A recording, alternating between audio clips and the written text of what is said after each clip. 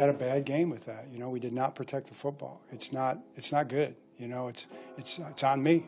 I'm a coach. And my job is to make it clear to the guys that that's not okay. You put the ball away.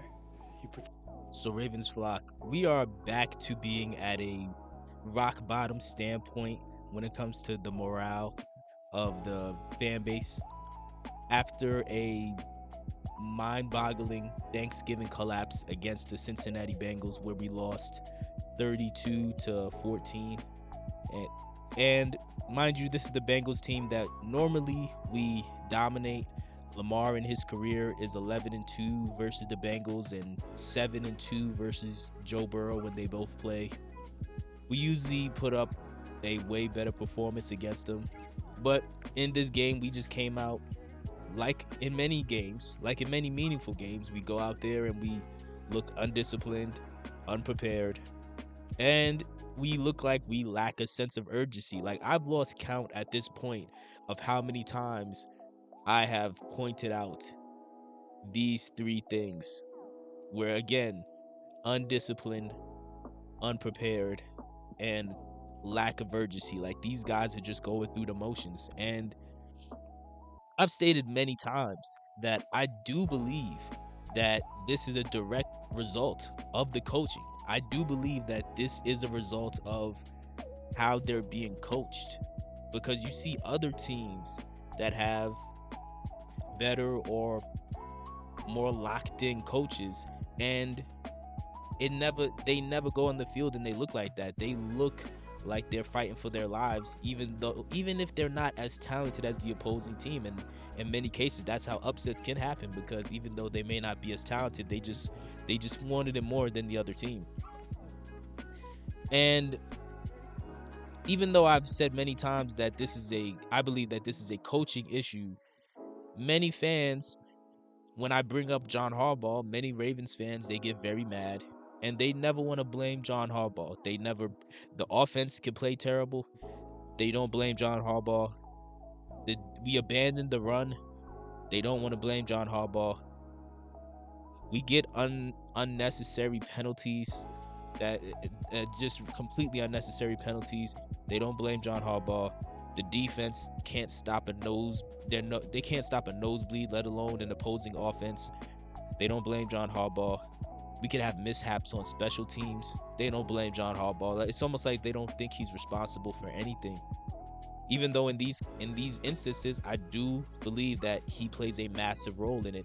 And in a shocking turn of events, John Harbaugh, following this loss, he did a press conference interview after, and what blew my mind was, for once, we actually heard John Harbaugh take accountability for what happened. had a bad game with that. We did not protect the football. It's not good. It's on me. I'm a coach. And my job is to make it clear to the guys that that's not okay. You put the ball away. Now, if you follow this team long enough, you should know that this is legitimately something we never see from John Harbaugh. Usually, he'll dance around accountability. And in many cases, he'll blame somebody else if there's somebody else who can be made a scapegoat. Guys like a Wink Martindale, or even a Greg Roman, or now Todd Monken, like whoever is closest to him, who he could just, make the fall guy.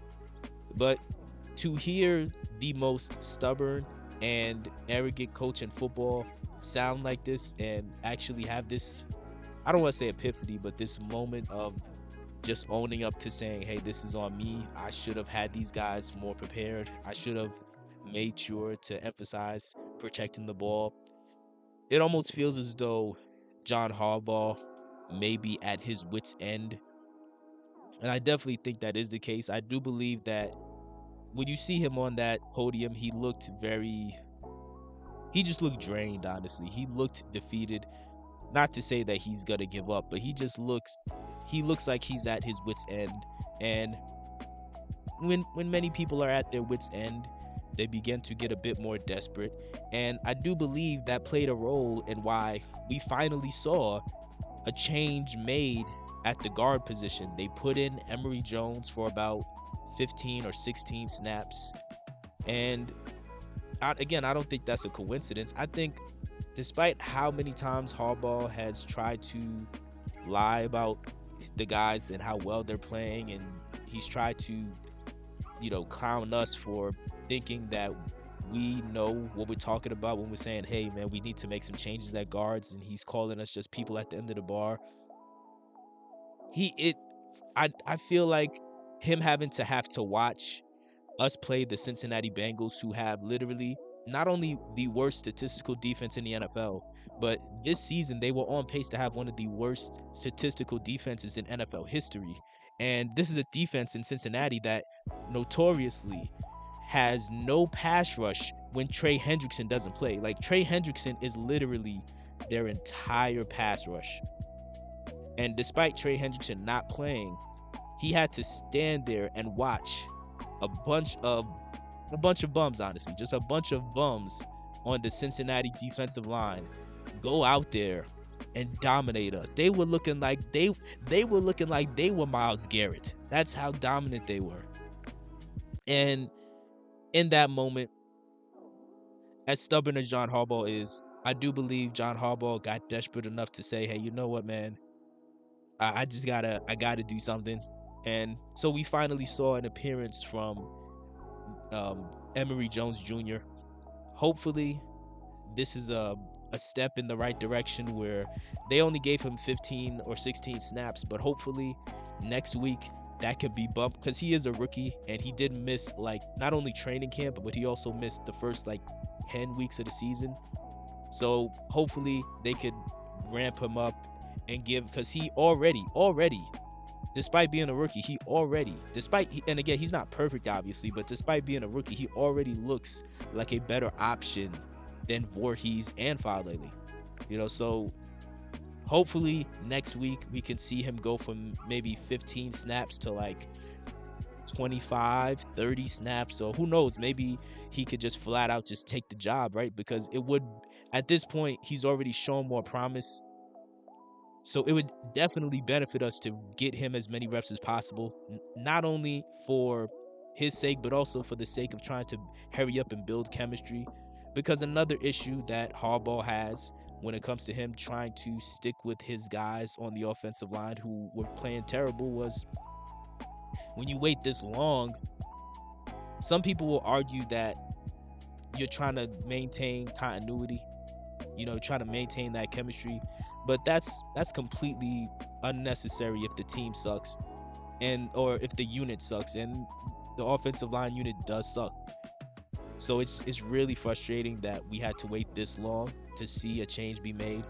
But again, I do believe that Harbaugh was at a point where he's just at his wit's end. He's getting desperate, and he's just finally, even though he's never going to truly admit that he was wrong, he's finally at a point where he may just have to start owning up, because he knows, hey, this is going down the toilet, and I gotta at least make a last ditch effort to fix it.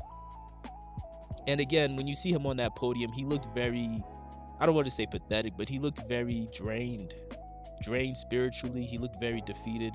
And if it was any other coach in the NFL, I would feel bad for him, to be honest with you. But we also have to remember, this is the same coach who spat in our face, figuratively speaking. He spat in our face when we had concerns for the past several seasons about the offensive line, and he kept sticking with his guys. He spat in our face by just referring to us fans, as just people at the end of the bar, implying that we're just a bunch of drunk idiots that don't know what we're talking about. So with that in mind, it's just hard to feel bad for somebody like John Harbaugh. So it is what it is. But even though John Harbaugh's finally taken accountability, I did have to ask the question, is it too late? And honestly, I don't think it is, believe it or not. I don't think it's too late, because despite how terrible we feel right now when it comes to the outlook of this team and the potential for us to not only make the playoffs, but make a serious run for a Super Bowl, despite how terrible it does look, we still have our destiny in our own hands at this point. We're positioned to where All we have to do is win 10 games and beat Pittsburgh twice. Now, we typically don't sweep Pittsburgh, but we also typically don't start off a season this bad. So trends can be broken. Even if Pittsburgh beats Buffalo tomorrow, it doesn't really matter. Again, if we just win at least 10 games and if we sweep Pittsburgh, it's not even a conversation. We are absolutely going to win the division, and that's all you really need. But let me know, do you think it's too late for Harbaugh?